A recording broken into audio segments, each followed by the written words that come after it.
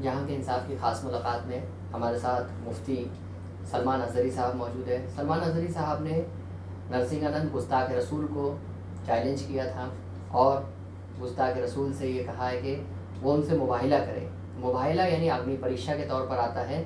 वो हर तौर पर तैयार हैं कि किस तरह से ये गुस्ताख रसूल को जवाब दिया जाए। सलमान अज़हरी का ताल्लुक़ मुंबई से है, वो मदीना मस्जिद में ख़तीब व इमाम भी है। मुफ्ती साहब बताइए कि किस तरह से ये नरसिंहानंद ने जो है इस्लाम के ख़िलाफ़ जो है नाज़िब कलमात की अदायगी की, आप सल्लल्लाहु अलैहि वसल्लम के ख़िलाफ़ जो है ज़हर अफ़शानी की, उसके बाद जो है आपने बाकायदा तौर पर सोशल मीडिया पर आकर जवाब दिया। इसको क्या पूरा मामला है और क्या पूरी हकीकत है इसकी? अऊज़ु बिल्लाहि मिनश शैतानिर रजीम, बिस्मिल्लाहिर रहमानिर रहीम, अल्हम्दुलिल्लाहि व कफ़ा व सलामुन अला हबीबिहिल मुस्तफ़ा, अम्मा बाद। हालात हिंदुस्तान के उस वक्त ख़राब होने शुरू हो चुके जब एक पाखंडी साधु नरसिंहानंद नाम से डासना गाज़ियाबाद से रसूल पाक सल्लल्लाहु ताला अलैहि वसल्लम इस्लाम और कुरान को निशाना बनाने लगा और नहायत ही गलीज़ भद्दी गालियाँ देना शुरू किया। एक होता है इल्मी इख्तिलाफ़ करना, इस्लाम से जिसको इख्तिलाफ़ है वो बहुत सारी बातों पर एतराज़ करता है, तो ये इल्मी बहसें चलती रही हैं।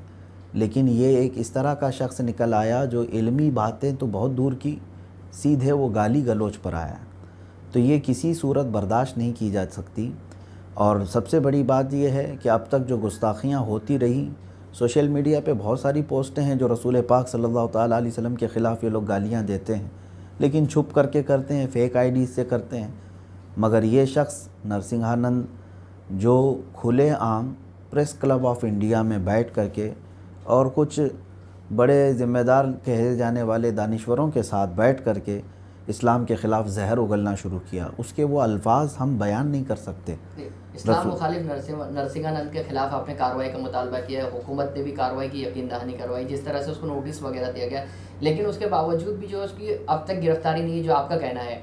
मामला ये है कि ये जो मामला बढ़ रहा है, फ़िरका वाराना हम आएंगे जो है, जो हिंदू भाई हमारे जो है आधे से ज़्यादा भी जो है हिंदू भाइयों में वो मकबूल नहीं है, लेकिन आपके इस तरह से उसको चैलेंज करने के बाद जो है वो हिंदुओं की हमदर्दी के लिए वो मज़ीद जो है वो इस पर आ गया है और सोशल मीडिया पर वो अपनी गुस्ताखियों में इजाफा कर दिया, इस तरह का भी कहना है लोगों का। नहीं, ये गलत बात है। सोशल मीडिया पर वो जो भौंक रहा है, मैंने पहले दिन से ही कहा है, मुसलमान तो मुसलमान, सेकुलर हिंदू भी इसकी गालियों को बर्दाश्त नहीं करता।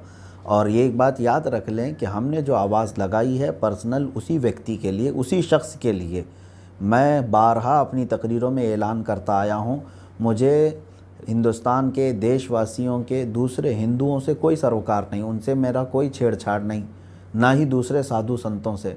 दसियों साधु और संत और महंत पंडित ऐसे हैं जिनसे मेरे ताल्लुकात हैं, उनसे हमारी मुलाकातें हैं और वो इस्लाम का रिस्पेक्ट भी करते हैं, रसूल पाक सल्लल्लाहु ताला अलैहि वसल्लम की शान में बहुत अच्छे अल्फाज कहते हैं।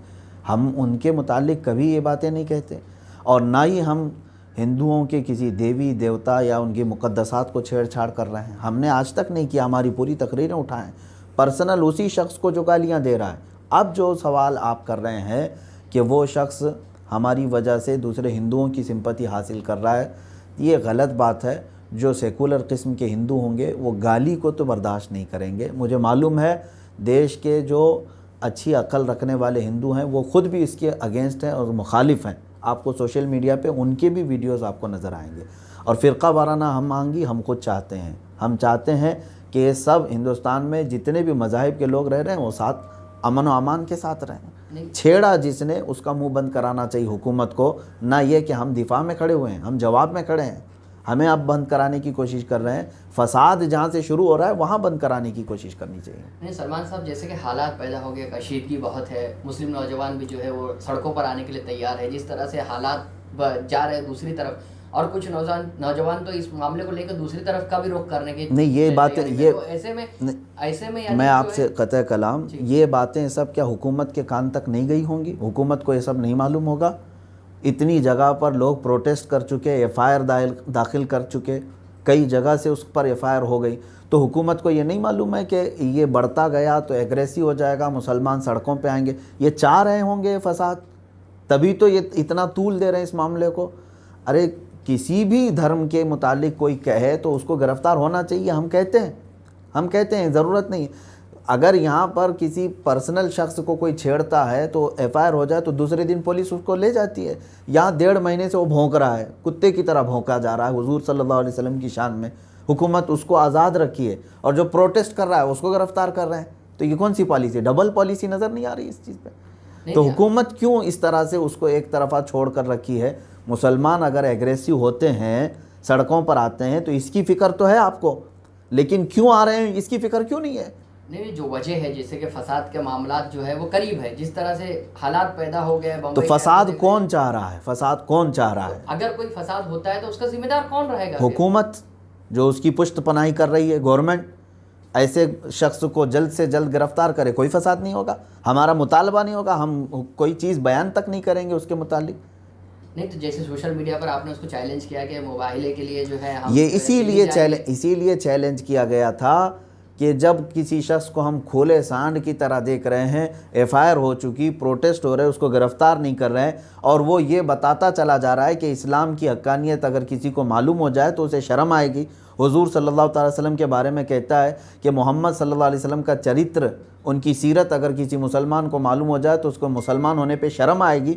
क्या ये दहला देने वाली बात नहीं? वो तो सारे मुसलमानों को यूँ कहता है कि ये सुअर के औलाद की तरह फैलते हैं। ये सब बातें सुन करके आप समझते हैं कि हम खामोश रहें? नहीं, सीरत नबी सल्लल्लाहु अलैहि वसल्लम पर गौर किया जाए, देखा जाए तो आप सल्लल्लाहु अलैहि वसल्लम ने जो है अपने कातिलों को तक को माफ़ किया, और तमाम जो है ऐसे हदीस भरी पड़ी है कि आप सल्लल्लाहु अलैहि वसल्लम का अखलाक जो है इतना उम्दा था कि उन्होंने जो है अपने ऊपर जो है पत्थर भी खाए, और जो है वो उनको उन पर जो है ये सब बातें मैं आपको बता दूं, नहीं, ये सब बातें फैलाई हुई हैं। यकीनन रसूल पाक सल्लल्लाहु अलैहि वसल्लम रहमतुल लिल आलमीन है, वो अपने साथ होने वाले मामले को माफ़ करने का इख्तियार उनके पास है, उम्मत को नहीं है। रसूल पाक सल्लल्लाहु अलैहि वसल्लम खुद चाहें तो माफ़ करें, लेकिन उम्मत नहीं है। आज सिंपल सी बात आप समझ सकते हैं, आपके ऊपर कुछ केस हुआ, आपके लिए आपने किसी और को केस कर दिया और गया ये मामला अदालत में, डायरेक्ट वहाँ पर जज थोड़ी ना ये कहता है कि मैं माफ़ करता हूँ, चले जाओ मुजरिम,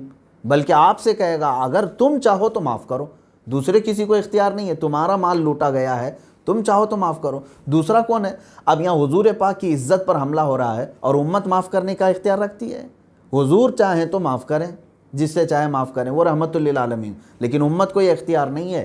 आप सल्लल्लाहु अलैहि वसल्लम की इज़्ज़त अज़मत सर आँखों पर, लेकिन जो हालात पैदा किए जा रहे हैं, जिस तरह से देखा जा रहा है फ़िरका परस्ती का माहौल जो है वो एकदम उरूज पर है, तो ऐसे फ़िरका परस्ती के माहौल को कम्युनल हार्मनी में बदलने के लिए, फ़िरका वाराना हमांगी कायम करने के लिए क्या कोशिश की जानी चाहिए? बिल्कुल कोशिश यही करनी चाहिए कि ऐसे मुँह खुले हुए सांड और कुत्तों को फ़ौरन गिरफ़्तार करना चाहिए। हुकूमत अगर चाहे अमन व अमान बरकरार रख सकती है, कोई किसी की जगह से ना भौंके। पहले तो सब कुछ ठीक ठाक था ना। अभी जो आपका सवाल है कि फ़िरका वाराना फसादात बढ़ सकते हैं, तो सिंपल सी बात है कि जो शुरू कर रहा है फसाद की जड़ जहाँ है वहाँ रोक लगा दें, अमन बरकरार रहेगा, कोई फसाद नहीं होगा।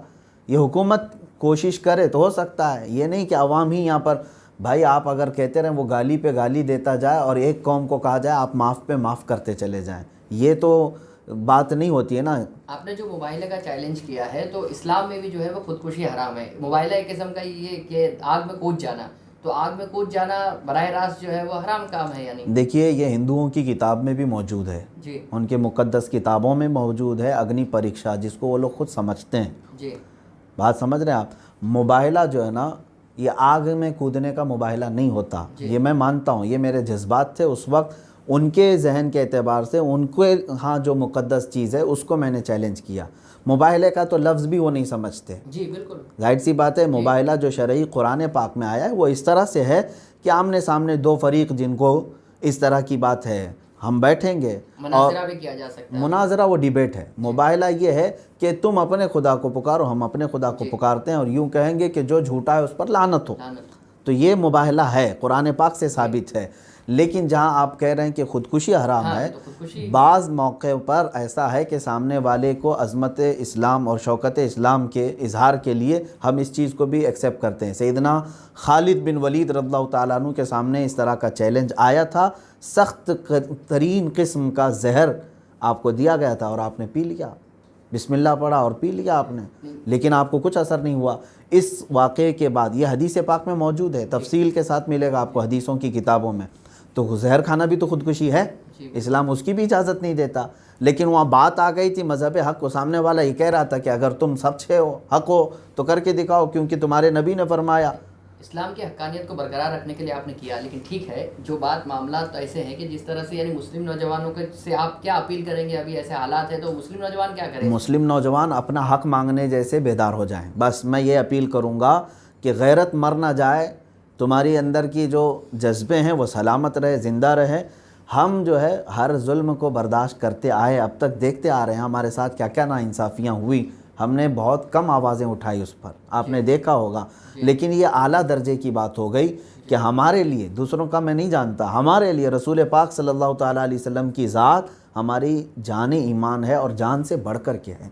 हमने बरसों से, बचपन से यही हमारे यहाँ पढ़ा भी और सुना भी कि हम रसूल पाक सल्लल्लाहु ताला अलैहि वसल्लम की मोहब्बत के लिए जान देने का जज्बा रखते हैं, तभी हमारा ईमान कामिल है। यह हमारे बिल्कुल बुनियाद में से है। मैं मुस्लिम नौजवानों से यही कहूँगा, अपना हक़ मांगने जैसा जज्बा बरकरार रखो, बाकी दूसरी चीज़ों में माफ़ करने का भी जज्बा रखो। दूसरी चीज़ ये है कि ऐसा नहीं है कि पूरे देश के सारे लोग, हिंदू लोगों ने आपको छेड़ा है। हज़ारों नहीं, लाखों करोड़ों ऐसे लोग हैं जो आज भी रिस्पेक्ट करते हैं और उस खबीस मलून को गालियाँ भी देते हैं, आज भी हैं। तो मैं यही कहूँगा कि अपना हक़ मांगने के वक्त मुसलमान इस बात का ख्याल रखें। ऐसा तो नहीं हो गया कि आपके इसमें चैलेंज करने के बाद जो है वो मकबूल हो गया हिंदुओं में भी? ऐसा क्यों हो सकता है? ऐसा तो नहीं होगा कि वो देखें, जो उस तरह की जहनीत रखने वाले हैं वो उसके साथ रहेंगे, ये बात तो पक्की है। उस तरह की जो जहनीत रखता है वो, जैसे मुस्लिम दुश्मनी जिसके दिल में पहले से भरी हुई है, वो उसको हीरो बना लेगा। लेकिन मैं आम हिंदुओं की बात नहीं करता। आम हिंदू वो सब अमन व अमान जो चाहते हैं वो इस तरह की बातें नहीं करें। मैं मुसलमान नौजवानों से यही कहूँगा, अपना हक़ मांगने के वक्त इस बात का ख्याल ज़रूर रखना चाहिए कि दूसरे का हक़ तल्फ़ ना हो, किसी आम बेक़सूर हिंदू को ना छेड़ा जाए और ना उसके साथ कोई बदतमीज़ी हो। तुम्हारा हक़ मांगने का मुतालबा हुकूमत वक्त से है और उस पाखंडी साधु के मुताल्लिक़ है, तो बस यही हमारा मतमह नज़र होना चाहिए। बस मेरा यही पैगाम है। ये तो सलमान अज़हरी साहब जो बता रहे थे कि किस तरह से ये ऐसे दौर में जो गुस्ताख रसूल है उस पर कार्रवाई नहीं की गई अब तक, जिसकी वजह से मुसलमानों में काफ़ी गम गुस्सा पाया जा रहा है, और अगर सरकार ने कार्रवाई नहीं की तो आगे हालात काफ़ी ख़राब हो सकते हैं। फरहान सिद्दीक़ी के साथ मोहम्मद जावेद शेख, जहाँ का इंसाफ।